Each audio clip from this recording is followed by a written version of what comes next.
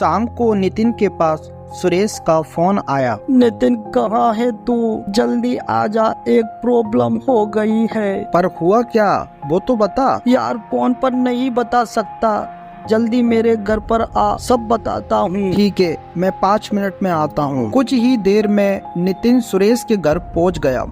वहाँ का माहौल देखकर वह हैरान रह गया। सुरेश रो रहा था।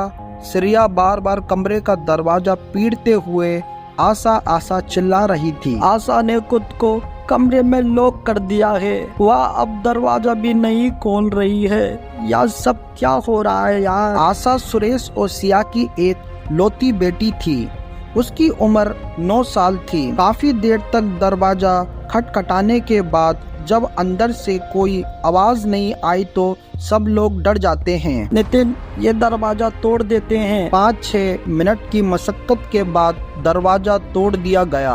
अंदर झांक के देखा तो पाया आशा पलंग के पास बेहोश पड़ी थी। आशा! पूरे फर्श पर खून ही खून था।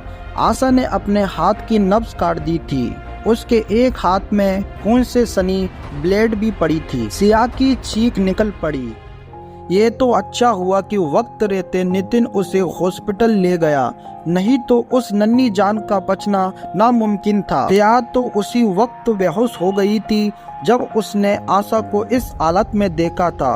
उसे कुछ देर बाद होश आया।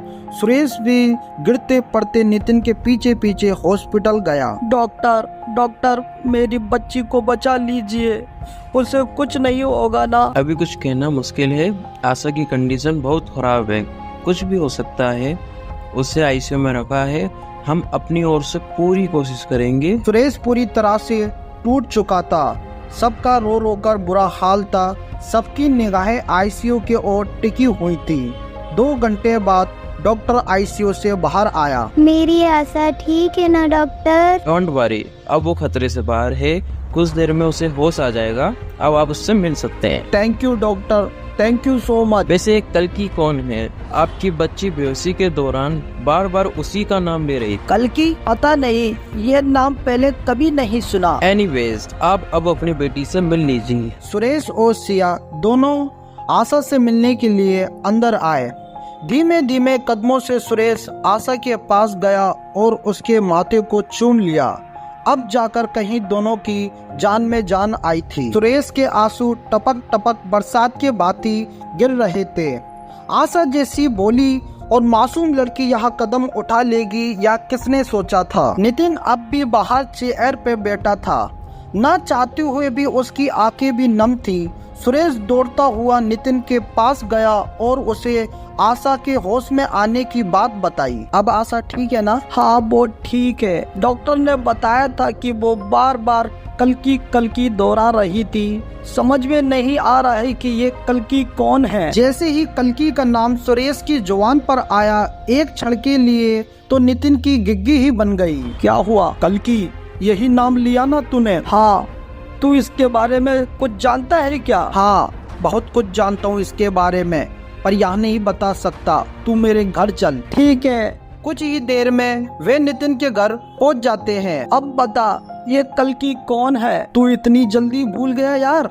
याद है तुझे बचपन में तेरे दादाजी हमें डरावनियाँ कहानी सुनाते थे? हाँ याद है। तो कल्कि कोई आदमी या औरत नहीं है, कल्कि एक चुड़ैल है। ये क्या बोल रहा है यार? हाँ सुरेश, दादाजी की सुनाई हुई वो कहानी मुझे पूरी तरह से याद तो नहीं है, लेकिन कल्कि ने अपने एक साथी के साथ मिलकर कई मर्डर किए थे और इसके कारण उसके गांव वालों ने उसे और उसके साथी को मार डाला था।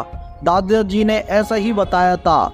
आशा उसका नाम दोहरा रही है, इसका मतलब उसकी जान को भी खतरा है। अब हम क्या करें यार? मैं जानता हूँ कि हमारी मदद कौन कर सकता है। कौन है? चलो चलते हैं। करीब 1 घंटे के बाद दोनों एक नदी के पास पहुँच जाते हैं। तू यहाँ क्यों लाया है मुझे? वो सामने देख। कुछ ही दूर नदी किनारे एक अघोरी ध्यान मुर्दा में बैठे तपस्या कर रहे थे। नितिन ने पास पहुंचकर उन्हें प्रणाम किया। नितिन की आवाज सुनकर अघोरी ने नितिन की ओर देखा। बाबा, हम पर बहुत बड़ी विपदा आन पड़ी है, सिर्फ आप ही हैं उससे हमें बचा सकते हैं। कल्कि, यही तुम दोनों की परेशानी का कारण है ना? नितिन की बात पूरी होने से पहले ही अघोरी बोल पड़ा। हाँ बाबा, आपने सही कहा। तुम दोनों ने व्रत अपना समय बर्बाद किया। मैं तुम्हारी कोई मदद नहीं कर सकता।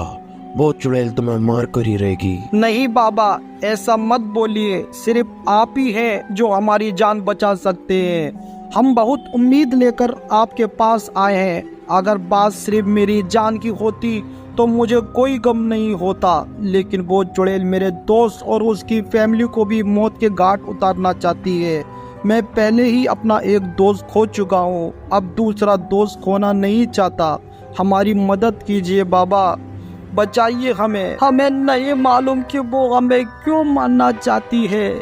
हमने तो उसका कुछ नहीं बिगाड़ा, फिर यह सब हमारे साथ ही क्यों हो रहा है? बाबा, हमारी मदद कीजिए। वे कोई साधारण चुड़ैल नहीं है, वे काली शक्तियों से परिपूर्ण है। तुम्हारे साथ ही ये अनायास नहीं हो रहा है।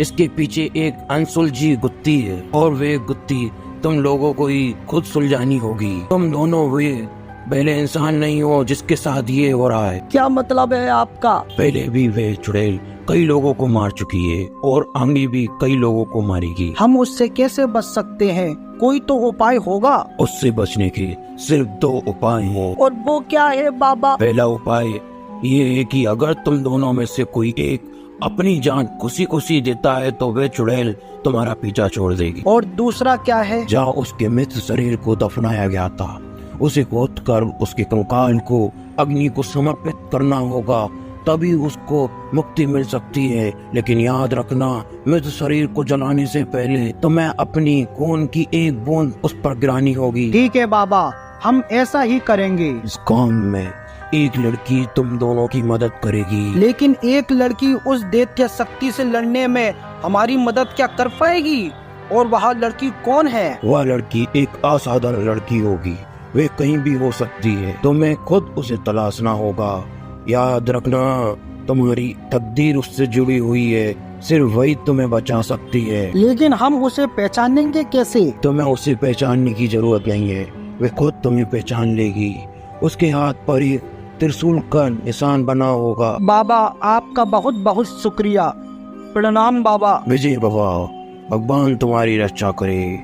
जय भोलेनाथ। दोनों वहाँ से वापस नितिन के घर आ गए। अब उनमें जिंदा रहने की थोड़ी उम्मीद बढ़ गई थी और साथ ही साथ ईश्वर पर विश्वास भी। इतना तो पता चल गया कि हम उससे कैसे बच सकते हैं, मगर उसके मृत शरीर को हम ढूंढेंगे कैसे? मालूम नहीं यार, लेकिन उसके शरीर को ढूंढना बहुत जरूरी है, नहीं तो ना जाने वो चुड़ैल कितनी बेगुनाह जिंदगियां उजाड़ेगी। हाँ यार, तू सही कह रहा है। यार, कपिल की मौत उस जंगल में एक पेड़ के नीचे हुई थी। हो सकता है उसी पेड़ के नीचे कल्कि का मृत शरीर हो सकता है, पर ऐसा जरूरी भी नहीं है। अगर हम सब ये शहरी छोड़ दे तो कोई फायदा नहीं होगा यार। हम चाहे कहीं भी चले जाएं, लेकिन वो चुड़ैल हमारा पीछा नहीं छोड़ेगी। पहले कपिल, फिर आशा, और अब पता नहीं उस चुड़ैल का अगला शिकार कौन होगा। वह हम दोनों को भी मारने की कोशिश कर चुकी है। कुछ समझ में नहीं आ रहा है। हम तो बस बैठकर उसके अगले कदम का इंतजार ही कर सकते हैं। बाबा ने जिस लड़की की बात कही थी, अगर वो लड़की हमें मिल जाए तो शायद हम इस मुसीबत से निकल सकते हैं, लेकिन तब तक हम दोनों को संभल कर रहना होगा। अगर आपको हमारी ये कहानी अच्छी लगी हो तो हमारे चैनल को सब्सक्राइब करें और बेल आइकन को ज़रूर ऑन कर लें।